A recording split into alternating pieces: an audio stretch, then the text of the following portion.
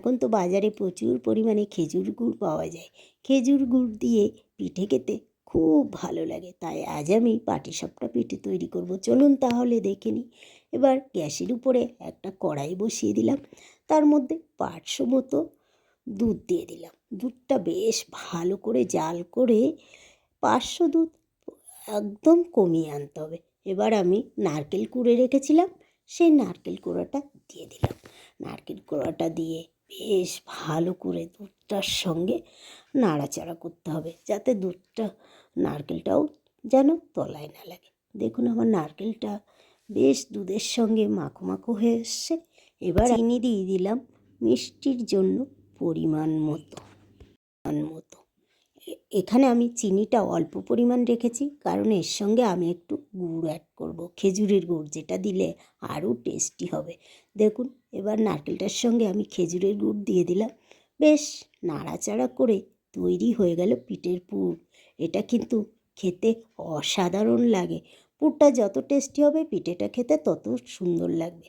এবার চালের গুঁড়োর সঙ্গে আমি খেজুরের গুড় দিয়ে আর দুধ দিয়ে বেশ ভালোভাবে গোলা তৈরি করে নিলাম। নিয়ে একটা গ্যাসের উপরে প্যান বসিয়ে দিলাম। দিয়ে প্যানটা গরম হলে তাতে একটু তেল ব্রাশ করে নিয়ে 1 হাতা মতো ব্যাটার দিলাম। দিয়ে একটা পাতার সাহায্যে আমি এখানে ব্যাটারটা ছড়িয়ে দিলাম। দিয়ে এর মধ্যে এবার আমি আগের থেকে যে পুর করে রেখেছিলাম সেটা দিয়ে দিলাম। দিয়ে একটা খুন্তির সাহায্যে বেশ সুন্দরভাবে ফোল্ড করে নিলাম। তৈরি হয়ে গেল আমাদের পাটিসাপটা পিঠে। দেখুন কত সুন্দর দেখতে লাগছে।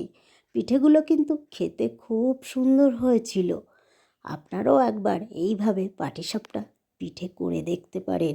তবে এই পিঠের পুরটা আমি যখন তৈরি করেছিলাম তখন যদি একটু কাজু বাদাম বাটা দিলে খুব ভালো লাগে খেতে, কিন্তু আজকে আমি আর দেইনি। এইভাবেই তৈরি করে নিলাম পিঠেগুলো। দেখুন আবারও একটা পিঠে তৈরি করার জন্য আমি গ্যাসের উপরে ব্যাটার দিয়ে নারকেল দিয়ে এবার খুন্তির সাহায্যে ফোল্ড করে নিলাম। বাস তৈরি হয়ে গেল লোভনীয় স্বাদের পাটিসাপটা পিঠে। আর এই শীতের সময় সকালে রৌদ্রে বসে পাটিসাপটা পিঠে খেতে কার না ভালো লাগে।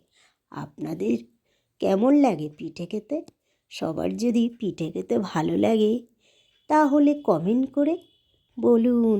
আর আপনাদের সবাইকে অনেক অনেক ধন্যবাদ আমার এই ভিডিওটা দেখার জন্য। সকল বন্ধু খুব ভালো থাকুন। Tata, good bye.